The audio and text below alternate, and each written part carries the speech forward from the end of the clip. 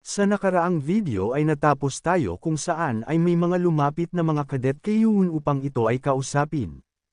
Sabi nito na naobserbahan na din nito ang ibang mga Vice Lord candidate, at sa mga sinabi nito ay parang may naramdaman siyang kakaiba kumpara sa kanila, at ang paglalakbay na sinasabi nito ay napakapanganib, dahil maaring mauwi siya at ang lahat ng mga kasamahan nito sa hukay, at sa totoo lamang ay hindi din nito gusto na makisali pa dito. Hindi naman na nagulat dito si Yoon, dahil sa nanggaling naman ito sa isang elite clan, ay may pagpipilian naman ito na umatras at humanap ng ibang kandidato. Dagdag naman nito na kagaya ng ibang martial artist, ay nangangarap din ito ng kapangyarihan at katanyagan. At bilang isang martial artist, ang marinig ang mga ambisyon nito ay lalo lang itong nagkaroon ng dahilan upang lumapit dito. Maya-maya naman ay agad itong napaluhod, at sinasabi sa harap ng ating bida na ibinibigay nito ang buong katapatan niya kay Yoon. Totoong madami pa itong kakulangan, ngunit hinding-hindi na ito luluhod pa sa iba bukod dito, at ang gusto niya ay gamitin siya nito, Go Wanghul, bilang unang espada ng Master Qian Yoon. Ang isang ito, ay isa sa magiging demonic god, Qian Yoon Sixth Sword sa hinaharap, the first sword, the fist, Go Wanghul. Matapos nito, ay sinundan na din ng dalawa, si Zhao Min, ng Golden Gate Clan, at si Oh Jong, ng Treasure Sword Clan, na buong pusong ibinibigay ang katapatan sa ating bida. Sa nangyari ay nabigla ito at napangiti, kaya naman ay agad itong nagpasalamat sa tatlo sa bukas loob ng mga ito na sumali sa layunin niya sa hinaharap. Hinarang naman ito ng kadet na si Heobong, at sinasabi dito na wala itong pake sa kung may titulo ito bilang isa sa mga espada o kung ano paman, dahil siya ang unang tagasunod ni Yoon, napakamot na lang sa ulo ang kadet sa sinasabi nito. Sa labas naman ng entrance ng Demonic Academy Individual Training Facility, ay pinulong ni Yoon ang mga kadet nito upang may sabihin. Sabi nito na kailangan na ay absorb ng mga ito ang mga medicine ball at i-memorize ang lahat ng nakasulat sa Seven Demon Sword. Dagdag pa nito na umpisa bukas ng umaga, ay mag-uumpisa na silang magsanay ng magkakasama, at personal nito mismong titignan ang kanilang mga movement at techniques. Natutuwa naman ang mga ito dahil tama ang naging desisyon nila sa pagpili dito bilang kanilang pinuno, na maging abala para sa kanila, habang ang iba ay abala sa pakikipagkompetensya sa sasalihang mga grupo. Sa isip naman ni Yoon na papahirapan niya ang mga ito hanggang sa matuto sila, kagaya ng kung papaano ito ginawa ng kanyang guro na si Right Guardian.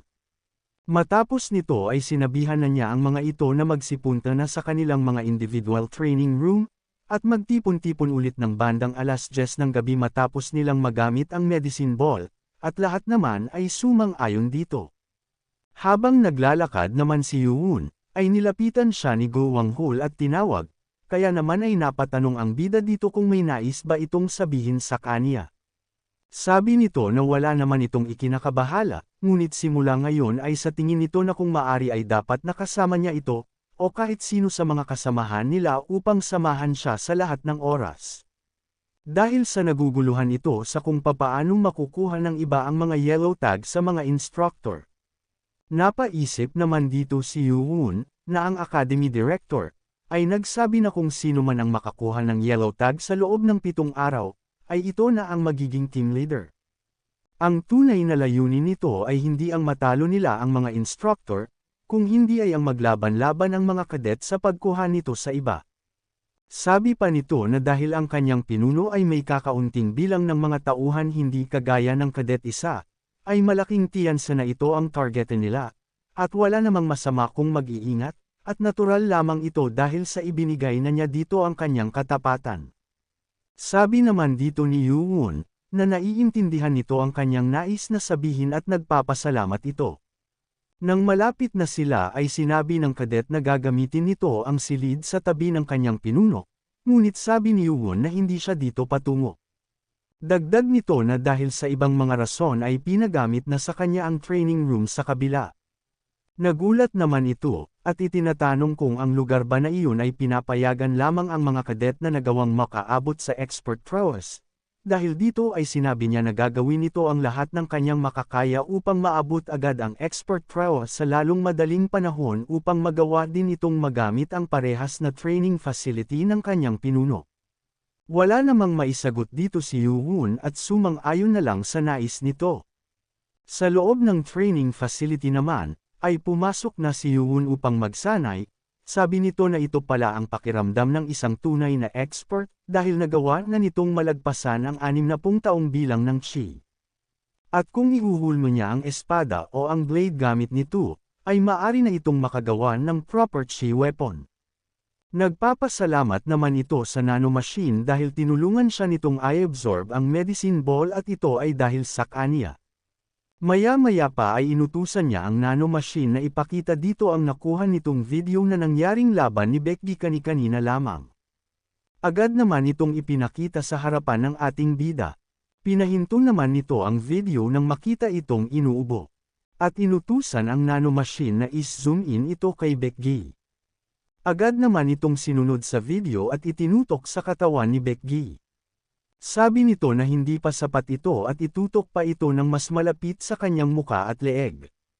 Nang may tutok na ito sa muka at leeg ni Becky, ay sinabi nito na ang kanyang muka ay parang abo na sa pagkaputla at ang mga mata nito ay mamula-mula, at ang mga red spot sa leeg nito. At bigla naman itong nagkaroon ng masamang ekspresyon, dahil sabi niya na sigurado siya sa isang ito. Sa isang lugar naman sa Demonic Academy, ay nakikipaglaban ang isang instructor na si Hong Dui. Sabi nito na ang isang ito ay nagawa na ding lagpasan ang kakayahan ng isang kadet. At ang isang ito ay totoong expert kagaya niya, at hindi niya ito magagawang matalo gamit lamang ang Seven Demon Sword.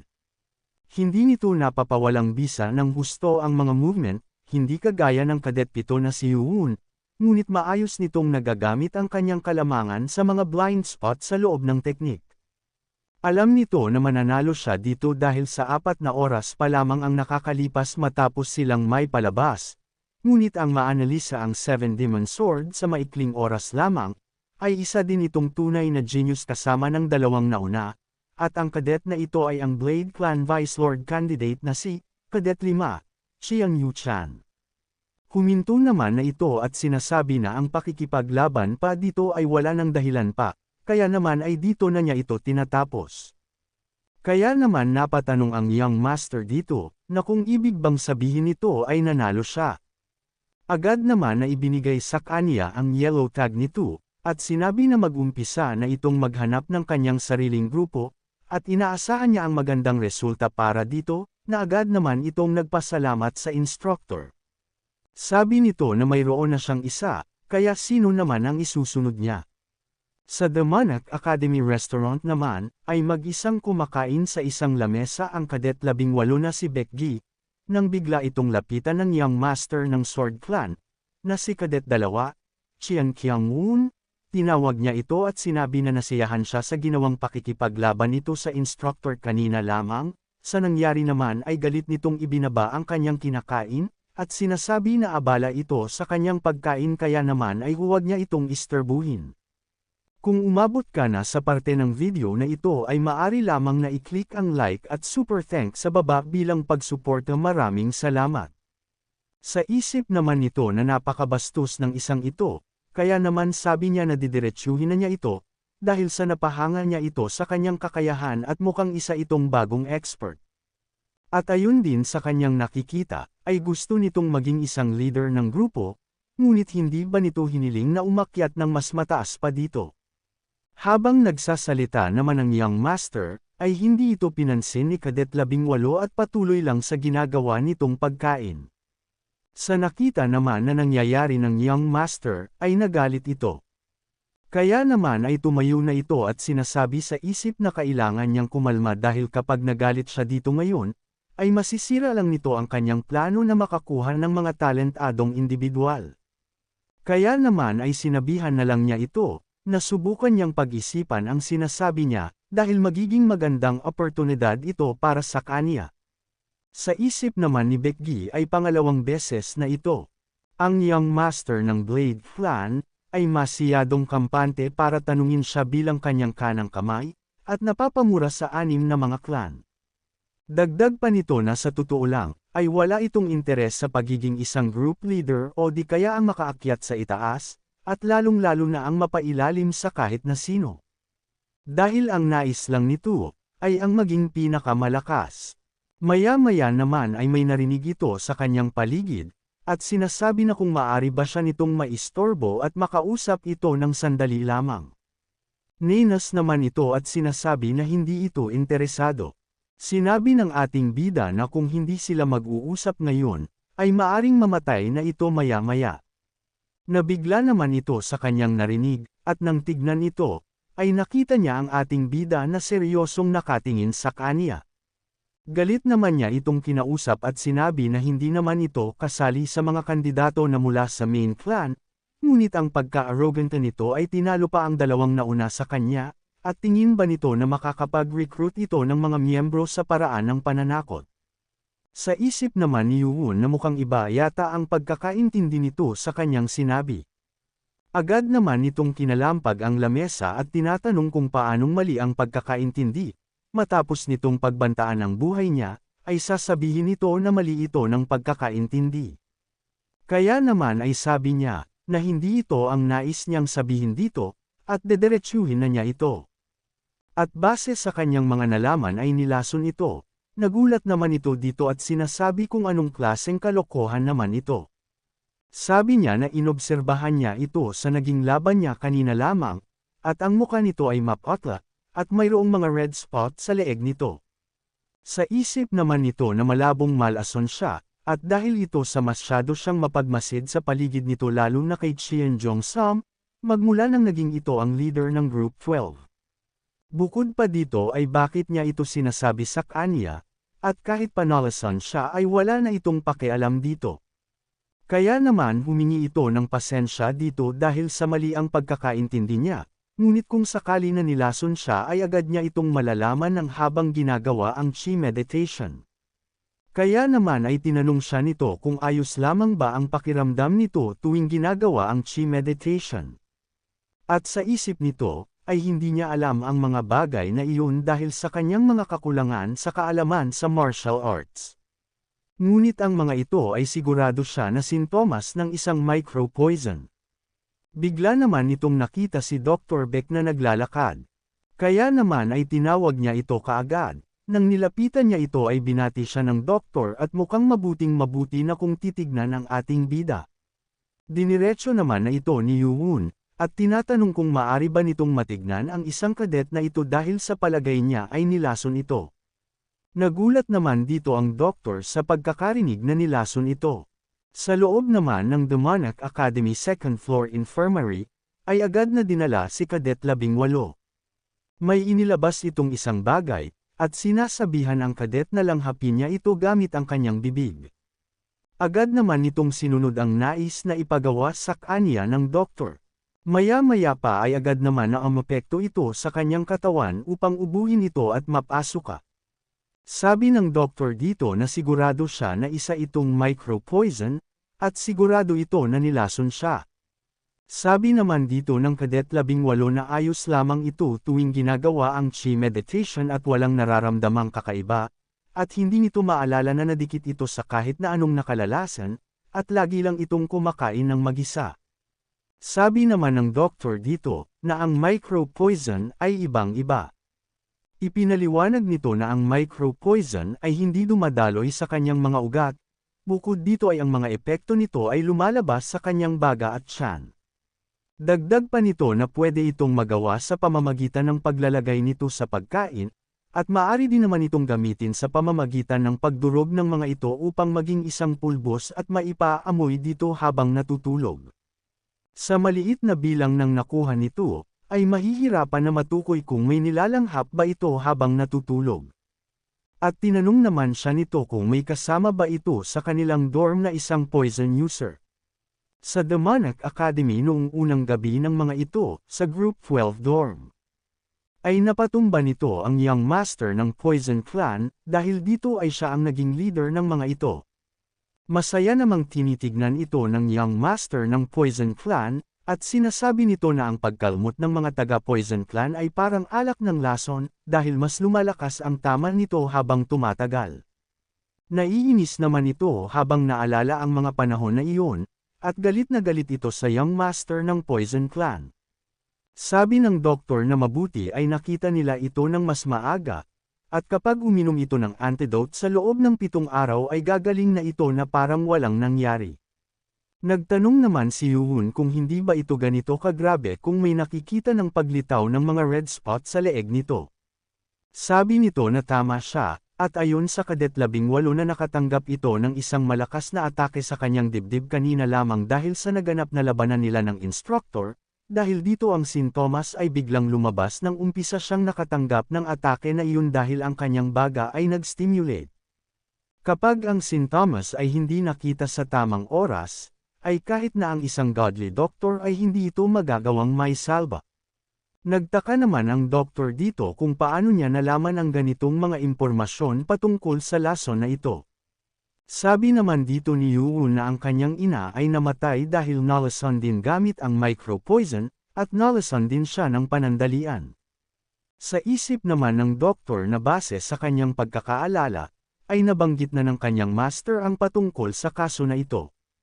Humihingi naman ng tawad ang cadet sa pagpapakita nito kay Yuhun ng hindi maganda at nagpapasalamat sa pagligtas ng buhay nito. Sabi naman ni Yuhun dito, na ayos lamang dahil ayaw nitong may mamatay ulit sa ganitong klaseng lason. At bukod pa doon, napatanong naman ang cadet kung ano ito. Sabi nito na at bukod pa doon ay hinahanap din niya ang pinagmulan ng ganitong lason. Sabi ng doktor na ito na muna siya magpahinga sa infirmary ngayong araw, dahil kapag bumalik ito sa kanilang dormitory ay malaki ang posibilidad na lalasunin lang siya ulit. Tinanong naman siya nito na hindi naman siguro nito balak na maghiganti ngayon, dahil bukod sa pagkakalason ay mayroon pa din itong pinsala sa paa. Agad naman itong sumagot at sinabi na wala, ngunit sa isip nito ay balak niya sana ito. Sabi ni Yuhun na dapat unahin nito ang paglilinis ng lason sa katawan niya, kaya naman ay pumayag na ito sa nais ng doktor, at iwan na nito si Chien Jong-sam sa kanya. Natigilan naman ito nang may nagpadala sa kanya ng isang telepathy.